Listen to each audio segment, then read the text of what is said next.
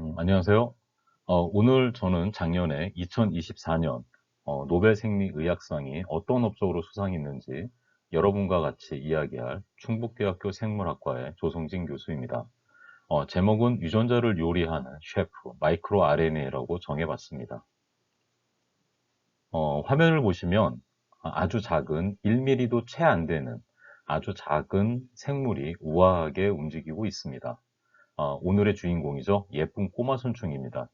현재까지 예쁜 꼬마 선충을 이용한 연구로 4번의 노벨상 수상자가 나왔습니다. 저와 함께 예쁜 꼬마 선충의 놀라운 연구 과정의 역사 속으로 들어가 볼까요? 첫 번째로 노벨 과학상의 수상 조건에 대해서 간단하게 말씀드리겠습니다. 각 분야별로 노벨상을 수여하는 명확한 기준이 있습니다. 물리학은 발견과 발명, 화학상은 발견과 그 다음에 개선의 공헌에 수여를 하게 됩니다. 하지만 이와 다르게 노벨 생리의학상은 당연히 발견도 중요하지만 더 중요한 부분은 인류에 어떠한 이익을 가져다 주었는지에 대한 연구 업적에 대해서 수여를 하게 되어 있습니다. 그렇다면 눈에도 잘 보이지 않는 예쁜 꼬마 선충에서 어떠한 연구 결과들이 인류에게 이익을 가져다 주었을까? 저와 함께 이야기를 나누어 보도록 하겠습니다. 어, 첫 번째 저는 여러분과 오늘 크게 4가지 정도의 주제를 가지고 이야기를 나누고자 합니다. 첫 번째는 아주 작은 1mm의 예쁜 꼬마 선충. 아까 첫 번째 화면에서 보시는 것처럼 예쁜 꼬마 선충이 아주 우아하게 움직였죠. 그래서 이들의 학명에서도 이렇게 종명에 엘레강스라는 학명이 붙이게 된 것 같습니다. 두 번째는 이런 예쁜 꼬마 선충을 통해서 현재까지 4번의 노벨상이 수여가 되었습니다. 세 번째, 세포의 개보, 족보, 그 다음에 배아 발생과 시간, 그리고 네 번째, 유전자를 요리하는 셰프인 마이크로 RNA의 발견과 진화적 보존에 대해서 이야기를 나누고자 합니다. 첫 번째로 여러분과 잠깐 살펴볼 거는 이러한 예쁜 꼬마 선충을 처음으로 연구하신 시드니 브레너 교수에 대해서 이야기를 나누고자 합니다. 자, 시간을 1964년으로 되돌리겠습니다. 이 시기는 인류 역사상 너무나 위대한 발견 중의 하나인 생명체의 유전자를 구성하는 DNA, 이 DNA의 구조를 왁슨과 크립 박사에 의해서 세상 밖으로 나오고 전 세계의 모든 과학자들이 DNA를 이용하여 분자 생물학을 경쟁적으로 연구할 때입니다. 이때 영국의 시드니 브레너 교수는 우리와 같은 진핵 생물을 이용한 새로운 모델 동물을 찾고 있었습니다. 기존의 분자생물학적 난제들이 하나둘씩 해결됨에 따라 더 큰 미래를 보고 준비하셨던 거죠. 시드니 브레너 교수님의 한 가지 일화를 소개해 드리면 여기 보시는 이 이메일입니다. 1963년도에 브레너 박사는 분자생물학 연구소장에게 한 통의 편지를 보냈습니다. 본인이 왜 예쁜 꼬마 선충을 연구해야 되는지에 대한 너무나도 흥미로운 연구 제안서를 제출하여 연구비를 받게 됩니다.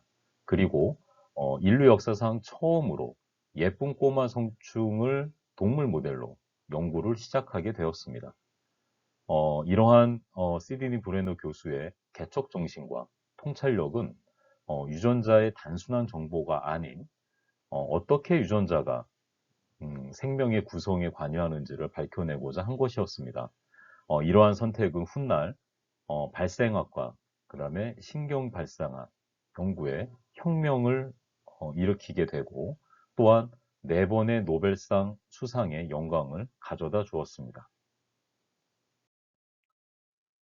여기 보시는 것처럼 예쁜 꼬마 성충의 엠브리오가 있습니다. 자, 요거 동영상을 보시면 하나의 셀에서 2개의 셀로 나눠지고 2개의 셀이 다시 3개, 4개 나눠지게 되죠. 이러한 발생 단계는 아주 간단한 현미경으로도 이 엠브리오가 투명하기 때문에 우리가 일일이 쉽게 하나하나의 세포들을 추적할 수 있는 이제 그러한 좋은 모델이었습니다. 약 한 1mm 정도의 예쁜 꼬마 선충은 또한 배양하기도 아주 쉽고 또 냉동 보관도 할 수 있는 장점이 있습니다. 또한 이와 함께 발생 단계가 비교적 단순할 뿐 아니라 수정란에서 성체 1위까지 이러한 세포 분열 양상이 각 개체마다 동일하고 그 과정을 현미경으로 모두 관찰할 수 있다는 정말 중요한 장점을 가지고 있었습니다.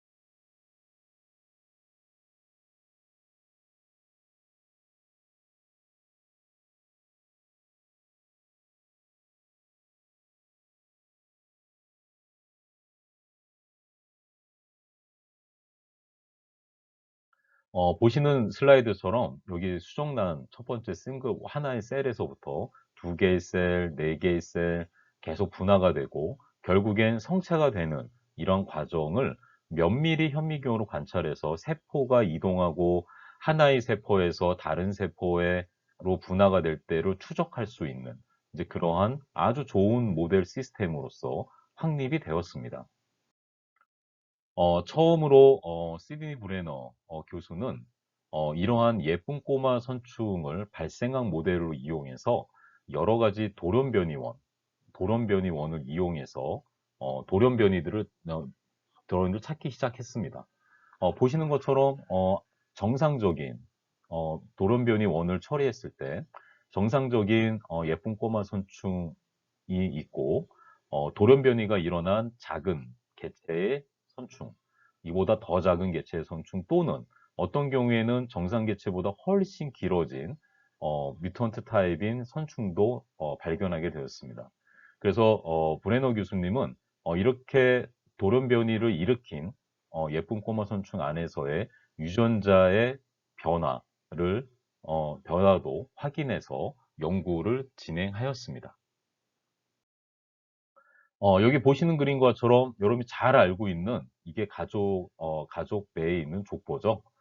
이거는 나와 집안의 뿌리를 알 수 있는 어떤 집 하나의 역사책인 거죠. 마찬가지로 세포에서도 이런 역사가 있습니다. 자, 어떠한 역사가 있냐면 조금 시간이 지나서 어, 브레너 교수의 제자인 존 썰스턴 교수는 하루에 12시간 이상씩 현미경으로 이 세포들이 분화되는 과정들을 하나하나 관찰해 가면서 어떤 특정 세포 하나가 어떤 세포로 분화가 되는지를 면밀하게 조사를 해서 여기 보시는 것과 같이 지도를 만들어 놨습니다. 이것을 저희는 세포 계보라고 부릅니다. 세포 계보. 그래서 존 서스튼 교수는 예쁜 꼬마 선충이 가지고 있는 959개의 세포가 일정한 계보를 따라 이러한 세포의 운명이 정해진다는 것을 밝혀냈고, 이렇게 보시는 것처럼 아주 복잡한 세포 계보의 지도를 확립하게 됩니다. 이러한 세포 계보의 지도는 현재까지도 이용되고 있습니다. 그리고 시니 브레너 교수가 여러 가지 다양한 돌연변이 개체를 만들었는데, 이분은 세포 계보는 정상 개체의 세포 계보가 있으니 이러한 돌연변이 개체의 세포 계보를 또다시 만들어서 정상적인 개체의 세포 계보하고 달라진 세포 계보를 만드는 데 초점을 두었습니다. 그리고 또 한 분의 제자인 호비츠 교수님은 물론 세포 계보도 열심히 연구를 하셨는데, 이분은 다른 쪽에 좀 관심이 많으셨습니다. 왜냐하면 기본적으로 예쁜 꼬마 선충에서는 1090개의 셀이 있다고 생각을 했는데, 어떠한 세포 계보에서 어떤 특정 시기 때 이런 세포들이 죽어나가는 것을 확인을 했어요. 그래서 처음에는 어떤 아무런 의미 없이 세포가 죽는 거로 알고 있었는데, 이분이 조금 더 연구를 하다 보니까 호비츠 교수는 세포의 자살이라고 불리는 세포 사멸 유전자를 연구를 하여 기존에 알려졌던 1090개의 세포에서 이러한 세포 사멸 프로그램된 131개가 자살하여, 이 자살이라는 건 에이파토시스입니다. 셀 에이파토시스인데, 에이파토시스가 돼서 최종적으로는 959개가 남는 것을 확인을 했습니다. 이러한 세포 사멸은 지금 현재 인간이 갖고 있는 여러 가지 다양한 질병에서도 발견되고 있고, 캔서에서도 발견되고 있고, 초기 발생 과정에서 여러분들이 손가락이 5개로 펴지는 과정에서 중간에 있는 막을 없애는 데에도 이러한 세포 사멸 기작이 일어났던 것을 확인을 했습니다. 그래서 결국에 2002년에 지도 교수님이신 시그노 브레너와 그 두 제자인 로버트 호빗, 그 다음에 존 썰스턴 교수님이 각각의 연구의 공로를 인정받아서 공동 노벨 생리의학상에 공동 수상을 하게 되었습니다. 이러한 예쁜 꼬마 선충을 실험 모델로 사용하여 각 생명체에서 세포가 어떤 과정을 거쳐 분화되며 사멸하는지에 대한 메커니즘을 처음으로 규명한 사례가 되겠습니다. 그리고 시간은 흘러서 2006년에 스탠포드의 앤드류 파이어 교수와 크레이 멜로 교수는 예쁜 꼬마 선충 안에서 RNA 감속 메커니즘을 통해 mRNA를 억제시킬 수 있음을 확인하였습니다. 그래서 두 번째 예쁜 꼬마 선충에서 두 번째로 노벨상 수상자가 되었습니다. 그리고 세 번째는 2008년에 이거는 노벨 생리의학상이 아니고 노벨 화학상입니다. 여기 세 분이 계신데, 이분들은 녹색 형광 단백질을 발견을 했는데, 그중 가운데에 빨간색 박스에 있는 마틴 첼피라는 교수님이 예쁜 꼬마 선충을 이용해서 이분들이 발견한 녹색 혈관 단백질을 신경에 GFP를 발현시켜서 오른쪽에 보시는 것처럼 예쁜 초록색의 예쁜 꼬마 선충의 신경을 염색하는 그러한 공로로 세 번째 노벨상을 수여받게 되었습니다. 자, 여기까지 해서 16년 동안 그 이후에 쭉 노벨 예쁜 꼬마 선충에서 나온 연구 결과들의 노벨상이 없고 16년이 지났습니다. 그리고 드디어 2024년에 네 번째 노벨상 수상자가 나왔습니다. 이분들은 예쁜 꼬마 선충의 발생의 단계를 조절하는 아주 작은 RNA, 그러니까 즉 마이크로 RNA를 발견했습니다. 그리고 그 마이크로 RNA는 림4를 발견하고 림14을 클로닝한 공로를 인정받았습니다. 자, 요 LIN, D는 아까 세포 계보라고 그랬죠? 이 세포 계보는 리니지입니다. 리니지. 그래서 리니지에 LIN을 따서 림4, 리니지에서 특정한 돌연변이체를 발견한 거죠. 그래서 림4와 림14에 해당하는 이제 그러한 유전자 해당하는 이제 그러한 과정 해당하는 유전자를 통해서 연구를 진행하게 되었습니다. 자, 여기 보면은 예쁜 꼬마 선충의 노벨상 계보입니다. 보시면은 맨 위에 이 시조죠. 이 예쁜 꼬마 선충을 연구한 시조 시드니 브레너 교수님 있고 이분의 두 제자인 호빗 교수님과 썰스턴.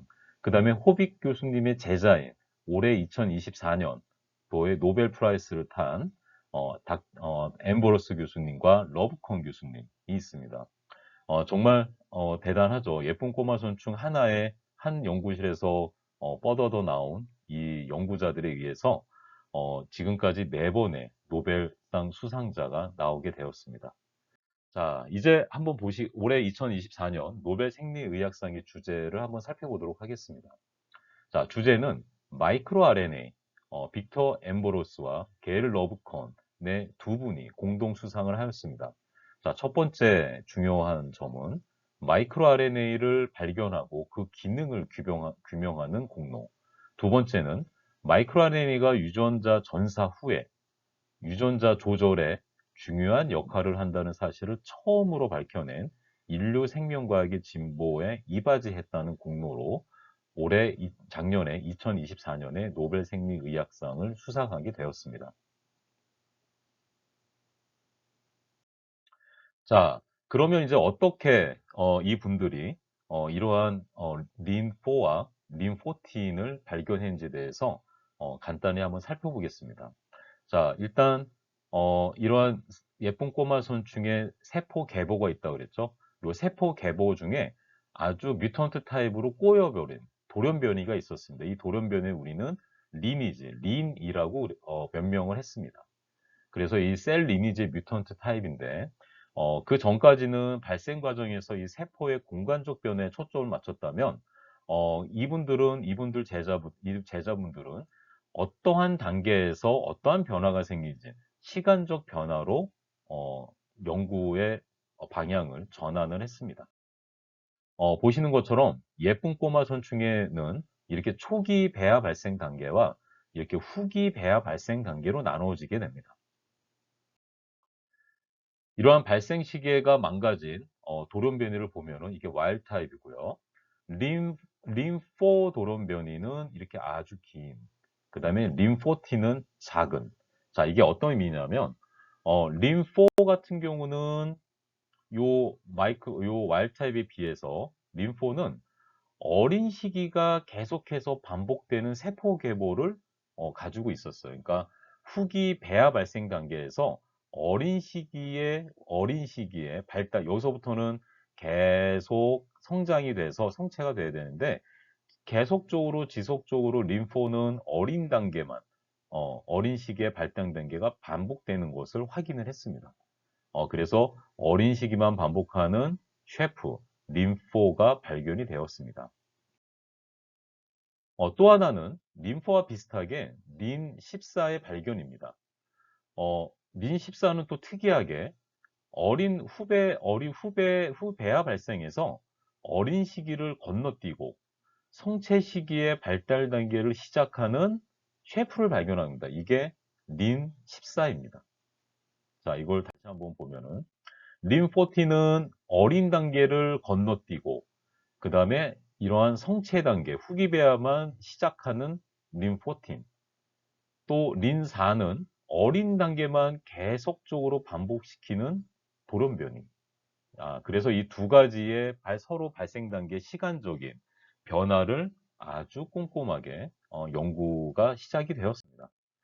그래서 엠버로스 교수님과 그다음에 러브콘 교수님은 이제 각자 같은 포스닥 기관에 있다가 서로 독립적으로 하버드에서 이제 교수님이 두 분이 되셔서 각자의 연구실에서 엠버로스 교수님은 림4, 림4, 그다음에 러브콘 교수님은 린14에 대해서 정말 열심히 연구를 시작하게 되었습니다.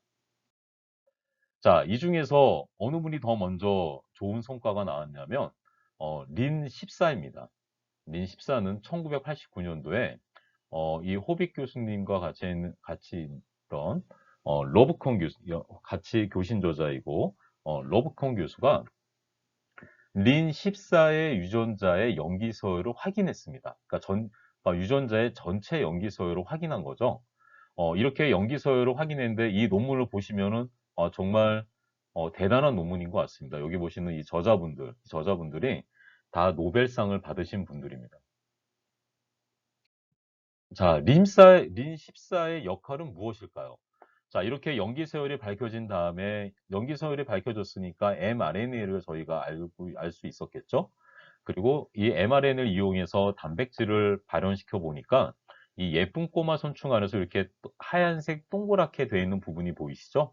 자, 린14는 이렇게 해간에서 발달 단계 때 성체의 발생 과정을 조절하는 세포의 역할을 하는 것을 알게 되었습니다. 여기서 발현되는 이 림사사들이 주변에 있는 세포들을 조절해서 발생 단계를 조절하는 것이죠. 그래서 이제 꾸준히 림포와 린14를 꾸준히 계속 연구를 진행을 했지만 현재까지 림포의 시퀀스는 확인되지 않았습니다. 하지만 어떤 것을 발견했냐면 림포와 린14의 아주 미묘한 관계를 발견했습니다. 그러니까 림포가 린14를 억제함으로써 작용한다는 관계를 발견했고 억제하는 걸 발견했고 발단 기간 동안 린14 유전자가 발현되는 양, 즉 메신저 RNA, 전령 RNA 양은 비슷한데 린14의 단백질의 양은 시간이 갈수록 줄어들었다는 거. 결국은 린4가 린14의 RNA를 많이 발현시키지 않게끔 억제한다는 것이죠. 그래서 발달 조절에 관여하는 건 단백질이기 때문에 결국 단백질이 줄어들면서 성숙 억제가 풀려 성체로 발달하는 과정이 진행이 됩니다. 반면 림포는 시간이 갈수록 발현량이 늘어났습니다. 그래서 이러한 것들을 궁금하게 여겨서 한 가지 가설을 세웠습니다. 그래서 림포는 린14의 mRNA가 단백질을 만들지 못하게 작용한 것이 아닐까라는 가설을 세우게 됩니다. 그래서 이제 이러한 것들을 가설을 세우고 열심히 연구를 진행을 했지만 이 러브콘 교수님이 웃고 계시죠? 림포틴 연기소를 했지만 아직까지 엠브로스 교수님의 림포의 연기소를 발견하지 못했습니다. 그래서 한동안 계속해서 실패하는 과정을 거쳤는데 이분이 이제 이렇게 연구를 하다가 한 가지 생각해낸 것이 있어요. 뭐냐면 림포와 유사한 M14의 돌연변의 특이점을 찾게 됩니다. 특이점을 찾게 됐는데 림포가 린14의 비번역 부위인 여기에 무언가가 작용한다는 것을 알게 됐어요. 그래서 엠브로스 교수님은 한 가지 되게 큰 생각을 하게 됩니다. 이 림포라는 이 유전자는 혹시 보통 DNA, 보통 우리가 이걸 중심 원리라고 그러죠. 센트럴 도그마라고 그러는데 DNA, RNA, 프로테인이 되는 과정으로 이 프로테인이 만들어지는데 혹시 이거를 건너뛰는 건 아닐까? 나는 이제 그러한 생각을 했죠.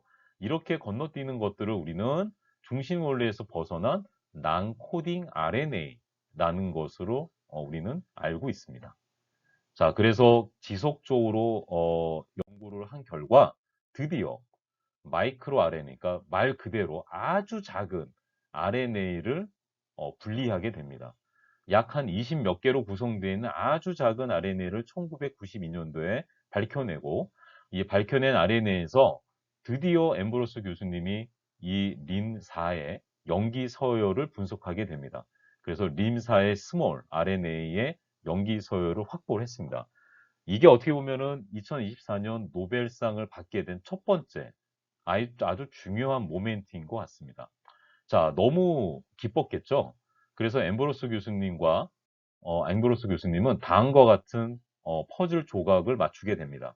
그래서 러브콘 교수님과 같이 논의를 해서 림포는 린시사를 억제한다.